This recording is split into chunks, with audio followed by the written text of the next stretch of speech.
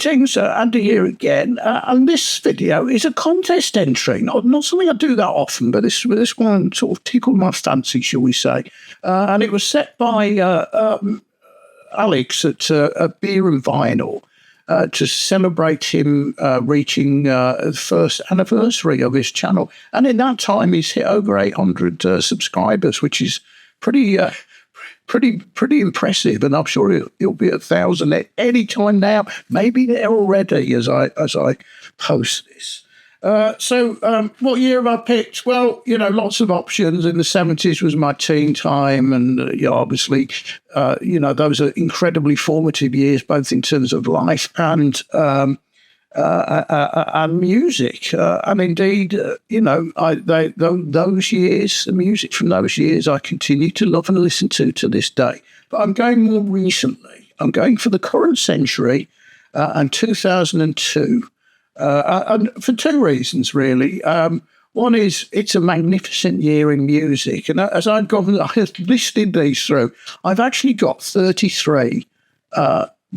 Albums released in 2002, mostly CDs, mostly bought at the time. There's a handful I've rebought, since on vinyl, and I've got a few vinyl here, but mostly CDs, to be honest, because that was the period, 2002.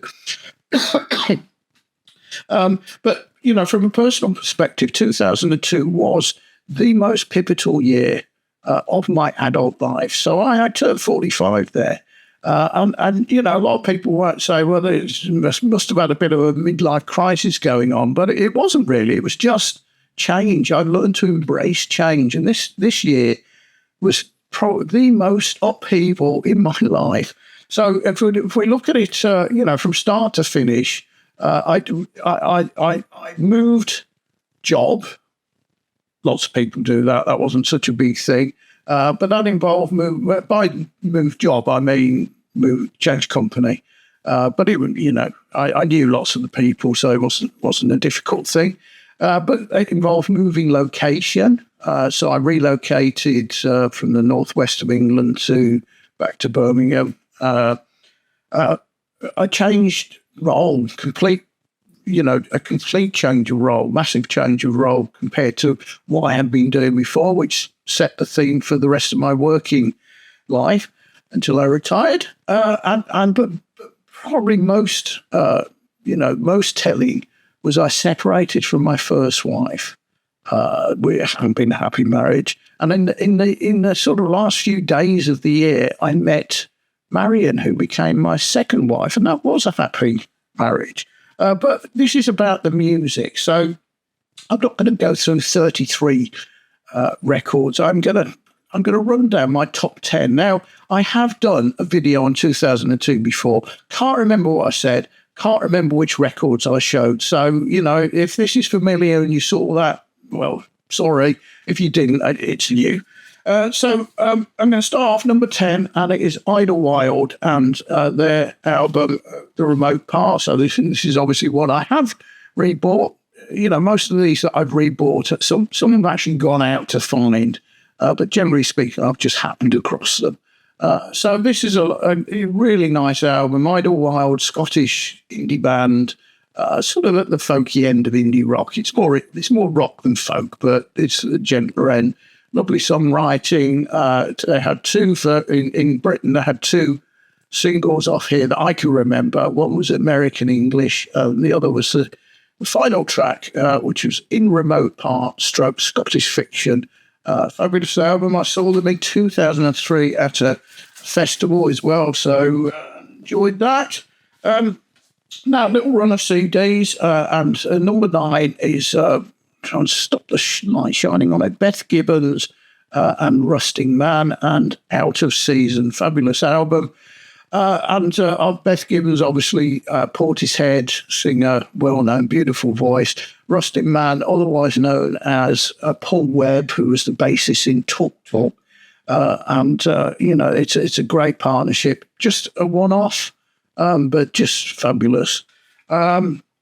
So next one is also, let me check my list, is also, there's a proper run of them now. So number 8 is Lemon Jelly and Lost Horizons. I know I've shown this a few times on different videos. I always call this a CD that wanted to be an LP. It's a triple gatefold, and it goes from sort of sunlight, gradually gets darker during the day, and then there's nighttime there. And when you go inside, there's the track listing, and daylight, kids playing, darkness, and the inner thing comes in a sleeve, and there are two versions of this. There's the daylight one, which is this one, and the nighttime. So they don't all come like that, but the first releases do, and this was the first release, and it's fabulous. I've never seen it on vinyl. I'm sure it exists.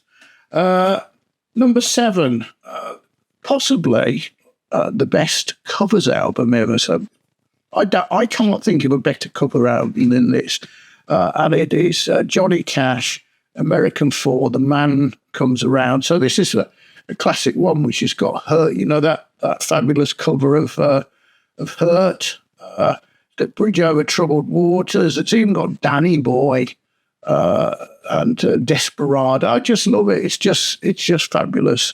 Still on CDs, number 6 is Coldplay and Rush of Blood to the Head. Now, I'm not a great lover of Coldplay, but I think their first 3 albums were brilliant, and their second album was absolutely superb. This to me, is up there with any albums. The next one, X and Y, wasn't bad, but after that, really, it's nothing much for me.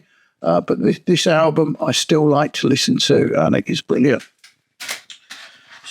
CD, still another CD, number 5, something to the light.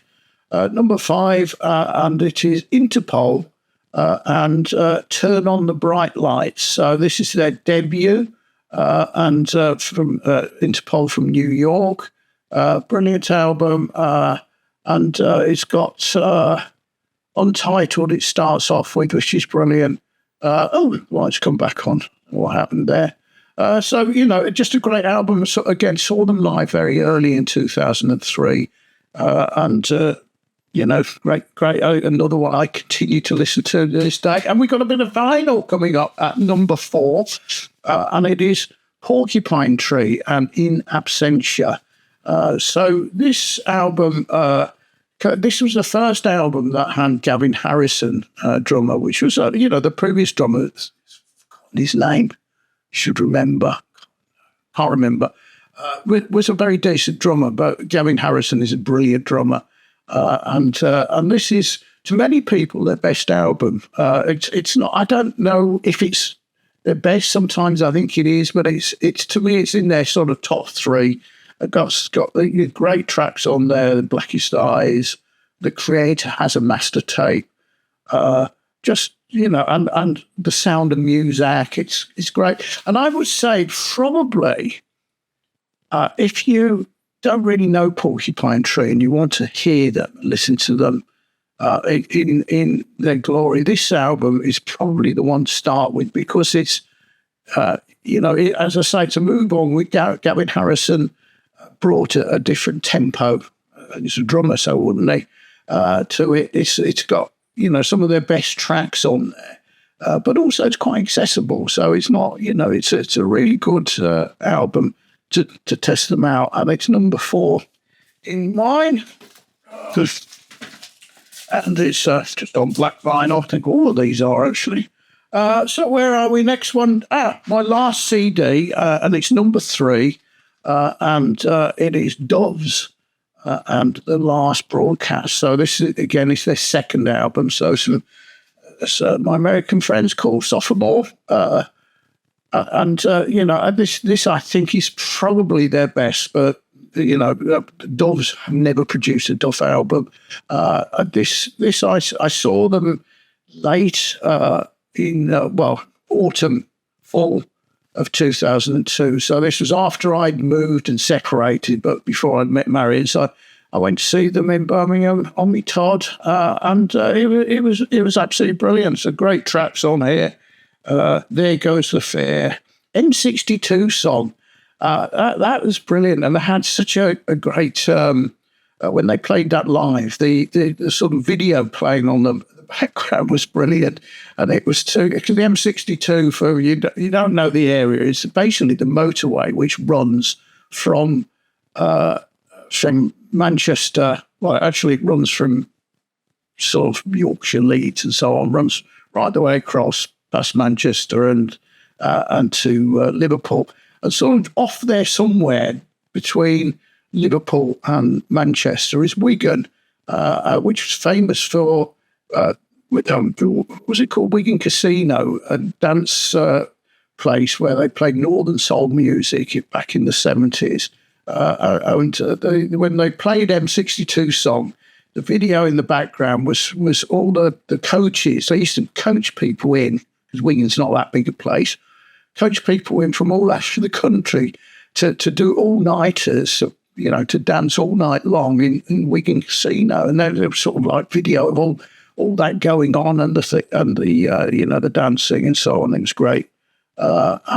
Just such it closes on the magnificent Call by the River. Such a great album. So now we're number 2, and we're up to my the last 2 are vinyl records. Number 2 is Sigur Rós, and basically it's Untitled, but it's known as brackets, or as I like to call it, parentheses. So this album was telling. This was my discovery of Sigur Rós, and it's and really got. I didn't know I'd heard bits of it before. This really got me into post rock, which I've been buying ever since. I went backwards and got their earlier records, and similarly discovered some of the earlier ones from the 90s, like Mogwai and so on, and then ever since. So. Again, I bought it on vinyl to start with, on CD to start with, and came across this vinyl reissue a couple of years ago. And it's superb. So all of the tracks are untitled, but they have names. And my favourite one that is called Ebo, because the bassist, Jorg, plays the bass with an Ebo, while John C. That's John C. Plays his guitar with the bow. You can't really see it on there, but he's playing his guitar with a cello bow, and it is brilliant. So, I just absolutely adore this record and love Sigur Rós. So there you go. That's that one. And finally, I've talked about this lots of times. We have, and this is a box set, which was issued last year.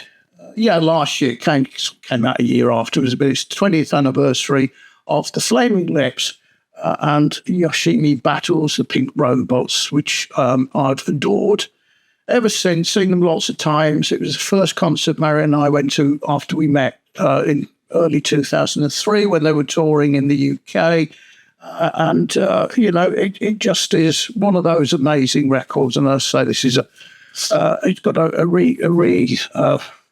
remaster of the original, plus lots of new artwork, plus the usual stuff. There's some live stuff, there's outtakes, and all the usual stuff. So that's my number 1, the Flaming Lips, and Yoshimi Battles, the Pink Robot. So that's 2002, my year for great music and stuff happening. And as I say, I'll play something from here next when I've decided what I'm going to do, and just whiz through the remaining 23 records that I've got that didn't make the list. And there are ones in there which lots of people will say, why wasn't that in your top 5? Well, it wasn't. I picked these 10. Another time I might do it differently. So thanks for watching. Cheers. The chicks are out of sight.